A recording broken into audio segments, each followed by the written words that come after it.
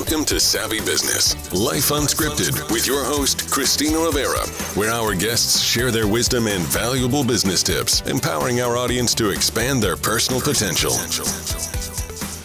Hi, Rebecca Rolland. Welcome to Savvy Broadcasting, Life Unscripted. I'm so grateful to have you here today talking about your new book, The Art of Talking with Children. Very important topic.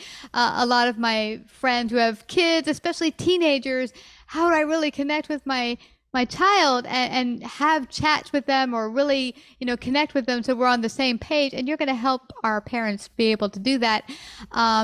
But before we go there, I'd love for you to share a little bit about your backstory in education, how you came to the whole world of education and writing this book.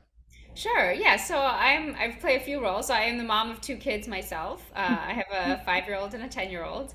And I'm also a speech language pathologist. So I've worked with adults with communication difficulties and children who have trouble speaking or listening or reading and writing. And I was just struck by how much children's conversation plays a role in their relationships and their lives, whether or not they're struggling to speak or even if they're good at speaking, how much communication actually develops their friendships and their relationships and how much we could do to help. Interesting. You know what I'm thinking? I'm guessing a lot of parents are on a different language wavelength than their kids, because I remember as a kid, in the 80s, mid-80s, I would say, I'm mad hungry or something like that. My mom's like, that's not how you use that word. Yes, exactly. And I get a lot of that. Yes. She would get really angry at me, like, use the proper words. I'm like, that's how we say. That's really, when something's good, it's really bad. And it would drive my mom crazy. But we were on different wavelengths of how we communicated, like with my peers and how she communicated. And that kind of what you help parents get on the groove with, like understanding what wavelength their kids are as far as their communication or language? Definitely, yes. I think that's a big part of it. And a lot of it has to do with this reflective listening. So actually taking the time to sit back, not always jumping in and actually just hearing, how does my child express this or how are they communicating it? And kind of letting go, feeling like, well, maybe they do say it a different way than I do. But that doesn't mean it's bad. It's going to be, language is always changing. Yeah. And it's interesting. I mean, when I was a kid and I would say I'm mad, tired, or hungry, I don't use that terminology now as a slang terminology. And I think the American culture probably has more slang than maybe other cultures, because I remember as a teenager visiting my cousins in Germany and they're like, we learned English, but we don't know your English, because there was so much slang that we used that we didn't even realize it until we started communicating with people whose first language wasn't English, how much slang we were using in our culture. Oh, it's interesting. Yeah, definitely. Sometimes when we learn a language, we learn sort of the proper quote unquote way. And yeah, we don't always get the popular culture way. So that's great. Yeah. Now, what is some of your tips for parents wanting to connect better with their kids? Where should they even start? Yeah, so I talk a lot in my book about what I call the ABCs of these kind of conversations. So I think that can be a helpful place to start. And A is just adaptive, meaning to really just go with the flow of where your child is in the moment. So if they're a kid, for example, that likes to talk more after they played a game of basketball with you, or maybe after you go to the gym together, or you are doing dishes and they're sitting and chatting with you, really paying attention to when does my child most open up already, and really emphasizing a little bit more of that or that kind of thing. Also things like their temperament and their mood, are they more a morning person? Are they a night person? Is it changing? And can you kind of respond to that? So that's the first part. And B is just a back and forth. So rather than talking a lot at your kid, just paying attention, how much is your kid talking back? Is there a chance to ask more questions so they have sort of more of a chance, or to pause more? And then C is just child driven. So meaning, can you start with what's on your child's mind, whether it's what they're worried about, what they're scared about, what they're excited about. So often kids we don't always make the time to sit and just hear what it is they're interested in right now. Yeah, that's a really important part, is I'm getting from you a lot of the listening element. And I know parents are super busy. My mom was busy. Most of the time she was a single parent when my parents got divorced. So it was like not tons of time for sitting down and just listening. But you make some good points that, paying attention, when is your child more receptive to communicating with you? Like me, I'm not a morning person, so trying to get me into a conversation and ask me a bunch of questions in the morning, I'm like, what? Right. Haven't had my first cup of Yeah. whatever I had as a kid to really start asking or answering deep questions. And that's a good point. And when I would go through that time of month, which I started going through at about 13, I was really like, leave me the heck alone. I don't want to talk to anyone. Sure. Yeah. Yeah, definitely. And I think to be in sync with your child and say like, okay, I get it. I get that you need some downtime. And even to say that out loud, it looks like you need some downtime. A lot of kids really appreciate that, to hear that you're kind of trying to meet their needs in that way. Yeah, and understand where they're coming from, because I think so much of when I'm growing up, it's like, well, it's all about I'm helping to care for you, which is understandable. You are the parents and you are still the guardians, but understanding that, I still have needs and things might be difficult, especially when you go through that change as, from childhood into teenagehood. There's a lot of uncomfortability going on, well, for me, getting my period and just all the other stuff that comes around with going through that change. There's a lot of uncomfortableness. It's not just laziness, as sometimes my parents would say, like, come on, just don't be lazy, get up and do some chores or whatever. Yeah, and I do think just to think about that and kind of the talk that we have around our kids and the talk even we have for ourselves. I think it always starts with self-compassion too. If like, are you saying to yourself as a parent, oh, I'm so lazy, I should get out of bed, when you're just really tired, So I think sometimes actually noticing that, how you talk to yourself and saying, well, maybe I could be more compassionate with myself, and even, extend that to my child. Like, are they really lazy? Is it something just that they need more sleep and they haven't been sleeping enough? There's like so much research on how much especially teenagers need to sleep, and how a lot of schools actually are not, are starting so early that kids are chronically sleep deprived. Wow. So a lot of what comes across as maybe laziness may just be they're exhausted, and noticing that can be really helpful. What's so interesting, Rebecca, is that I think I heard that the American culture is sleep deprived, period, whether young or old or middle age or whatever.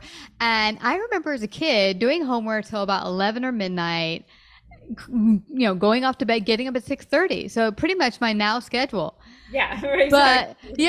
But what's interesting is, like, I was talking to my husband the other day. He said I would get home from high school, and he had in the final year of high school, senior year, he was able to do less credits because he had gotten things done and get home by 1 instead of like 3 or something. But the bottom line is, he said, I was so exhausted after those hours, I would go straight to taking a 2-hour nap. Wow. And we're thinking, wow, but you don't think about it when you're growing. And I think the most growth that happens is around that time period from like maybe 12 to 18. You're exploding in growth, and your body's going through all these physical changes and growth changes, developmental changes, that I think the body probably needs more recovery time than even an adult. Definitely. Yes. And they're even showing too, there's a lot of research showing that if they don't get that much, it affects not only, academics and school performance, but even just your mood. So kids, a lot of times when they're already maybe having a lot of mood, changes and hormonal changes and things like that. But even on top of that, it really does make kids more depressed or moody or anxious to be really tired. So I think that's kind of just the base, is like, can you help notice, and with them notice, like, well, it looks like, you do look really tired, or you do have your head on the table, or, that kind of thing. Sort of observe, not in a critical way, but almost just like, what can we do to help you?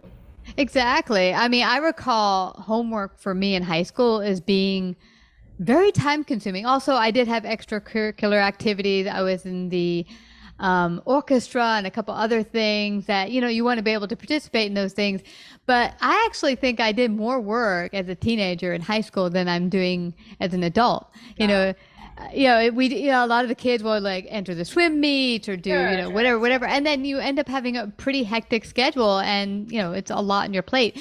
Now, you mentioned self-love for the parents. I think that's really important, because I think, if parents are overly tired and whatever, and then you just take it out on your kids, you're not realizing that maybe it starts with being more caring to myself, and what can we do to streamline life so that we're not all working as much. Right, definitely. And I think too, to realize sometimes it's that plus guilt. Like, we think, oh, we have to be there for our kids all the time, and if we're not, like, what does that mean as a parent? Or if you're not.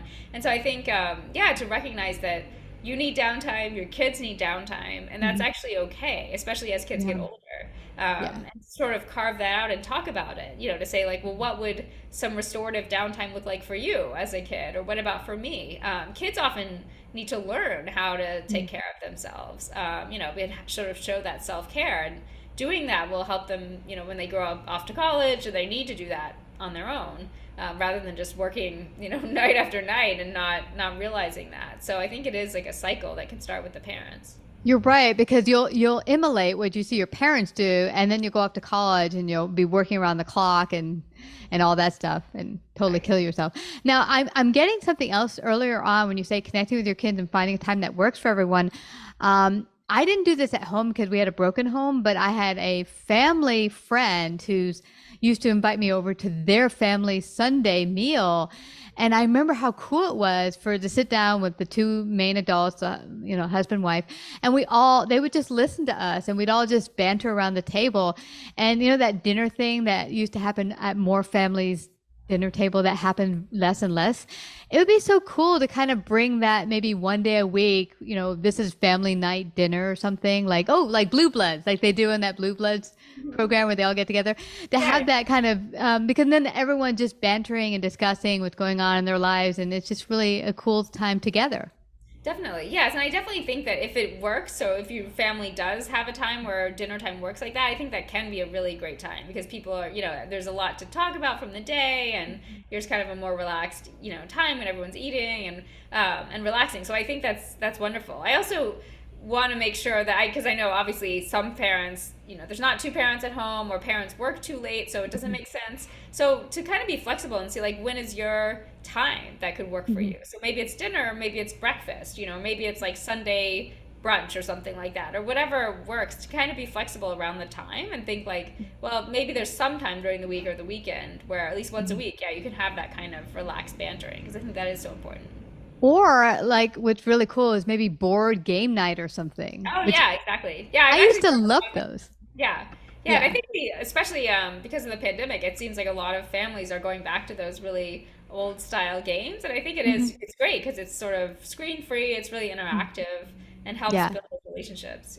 Yeah, I love it. And there was this company that came out briefly, and I wish they hadn't gone out of business, but they had an idea where they put together a party box every month of a different board game, like a teeny version, a miniature version of that board game. And they'd ship it off with, say, chopsticks and some other cute things where you could order sushi and do that, or whatever it might be, or maybe candies and da. So you'd open the party box, and then everyone could do a family night or game night with your friends. And I thought, wow, what a cool idea. And it was like inexpensive, like $30 subscription, but I think that would have totally jammed during the whole pandemic thing, and even now, because you get a new game to try out every month. Exactly. That's wonderful. Yeah, and I think even if there could be something, even if that company doesn't exist, if you can kind of self-create that, even just to look on Amazon or something and say like, oh, what for this month, what's kind of expensive board game we could get, and just have a night or that we start playing that game, because I do think kids love to start those kind of rituals. Yeah, I think you got me started here. I think I'm going to go look this weekend. But, this has been fascinating. I know that the parents can learn a lot more from your book, but where can they get a copy of The Art of Talking with Children? Yeah, so they can go on my website. So it's just RebeccaRolland.com with 2 L's in Roland and 2 C's in Rebecca. It's also available on Amazon and through HarperCollins. Awesome. And there is a lower third for anyone who is watching today, so you can go there. And again, I'll just spell Rebecca, RebeccaRolland.com. On one of the pages on top, I see you can also go to check out your book on your website as well. Yes, definitely. Yeah. Awesome. Well, it's been fabulous getting to connect with you today, Rebecca. I know you've given lots of food for thought to parents and to kids probably listening in, where we can all better connect together. And I really thank you for coming to Savvy Broadcasting today. Oh, thanks so much. Thanks for having me. You betcha. Take care. Bye. Like, subscribe, and share this episode. To listen to more savvy episodes and savvy biz tips, go to www.lifeunscriptedradio.com. To find out about our paid sponsorship opportunities or how to become a guest, email Christina at lifeunscriptedradio.com.